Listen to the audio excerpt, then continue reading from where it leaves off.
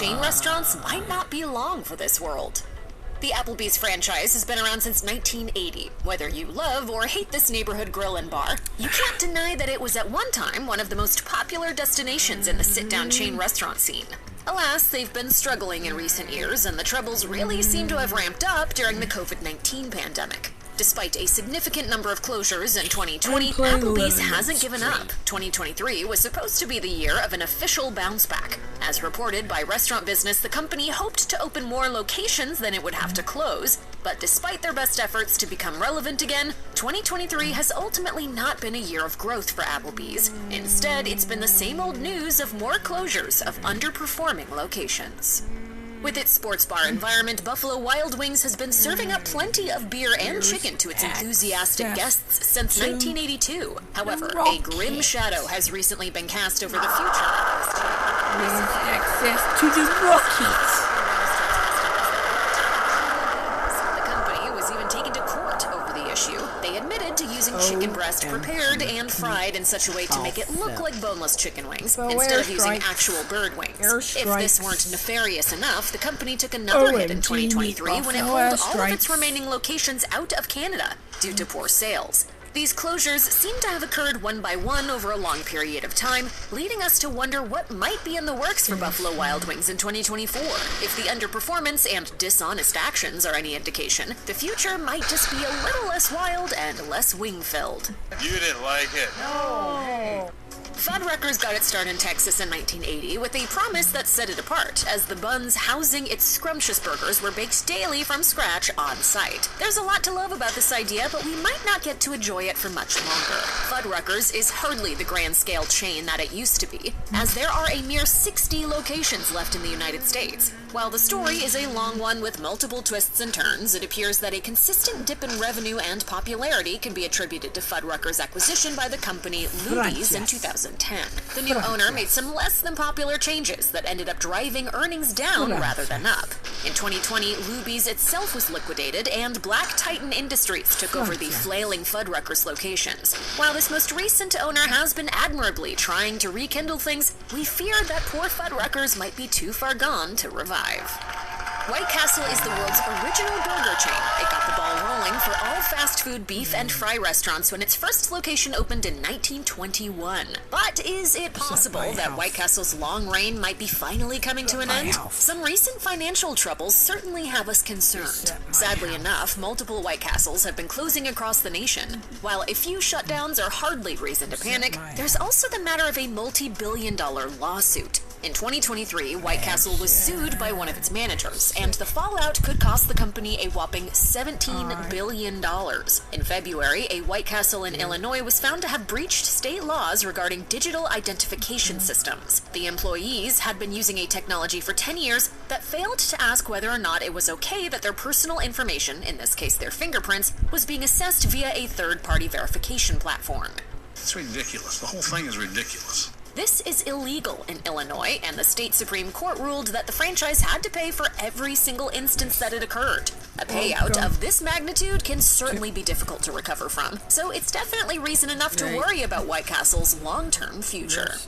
Originally known as Boston Chicken, Boston Market has been on the decline for years, and things certainly haven't improved much in 2023. There are currently about 310 locations in the U.S. While that might not sound too concerning, if you take a look at the bigger picture, some major issues begin to become clear. At its peak, Boston Market could boast 1,200 locations. So what has led to such a severe downsizing? For one thing, there has been a fair bit of scandal. In August 2023, 27 different locations were ordered to be closed by the Labor Department of New Jersey when it emerged that the franchise owed its workers $600,000 in outstanding wages. The company also had to pay a fine of $2.6 million, which only added to their pile of financial troubles. Obviously, Boston Market will need to implement some changes if it ever hopes to turn around its fortunes. There's nothing quite like filing for bankruptcy to signal the beginning of the end for a restaurant chain. And this is exactly what Old Country Buffet appears to be going through. The formerly popular all-you-can-eat chain once had more than 600 locations to its name. But as of 2023, they're down to a mere 13, many or all of which appear to be standing but not actually operating. What could be to blame for this downfall? As it turns out, bankruptcy is the culprit, and multiple filings at that. The first time happened in 2008, and then again in 2012, and once more in 2016 as well. That latter filing was precipitated by a lawsuit involving Salmonella that lost the franchise millions when it was already in financial turmoil. By the time that Old Country Buffet filed for its fourth bankruptcy in 2021, its parent company, Barbecue Holdings, had pretty much thrown in the towel for good. Since poor Old Country Buffet is basically dead already, we're hoping that it just gets put out of its misery sooner rather than later.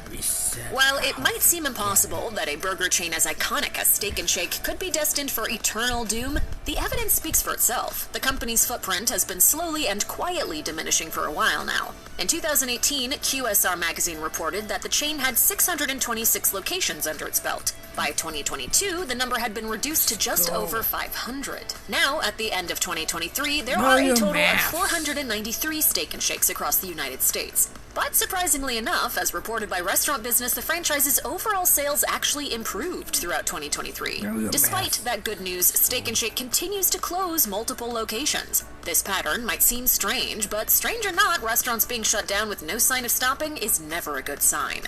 Oh, no! We're keeping our fingers crossed that the coming years don't see Steak 'n Shake completely disappearing. After all, their steak burgers are pretty undeniably delicious. If you're a fan and happen to drive by a local spot, then you just might want to consider stepping inside and showing some love. After all, it's looking like you might not have that many opportunities left to do so.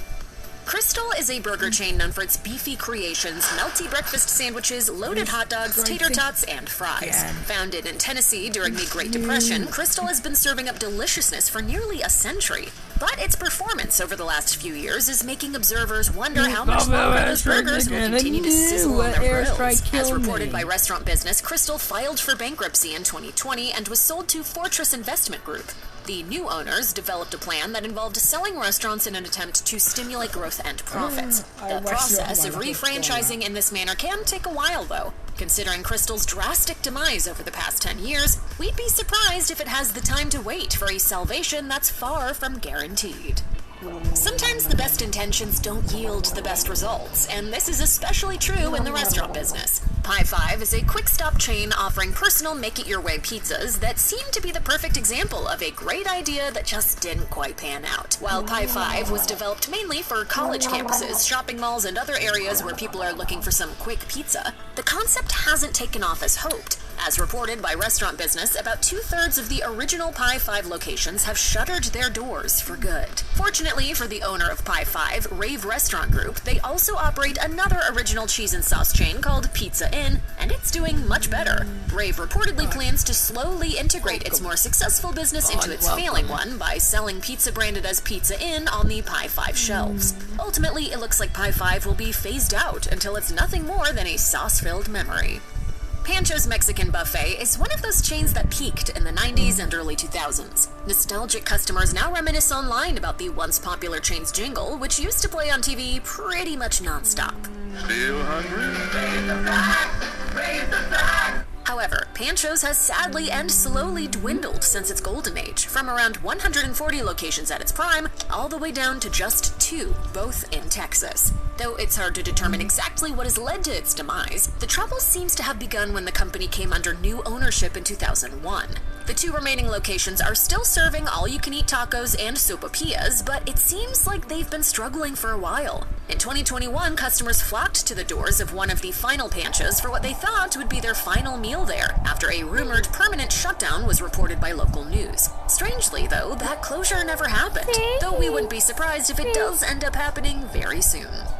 Fur's is a cafeteria-style chain that was hit incredibly hard during the COVID-19 pandemic. It closed all of its locations following the height of the virus, and to the dismay of loyal customers, they've never opened back up. As of 2023, all of Fur's locations still remain unused, while some have even been demolished. But a recent unexpected glimmer of hope has been ignited in Lubbock, Texas. Rumors of a potential resurrection were reported on the website for the Lone Star 99.5 radio station.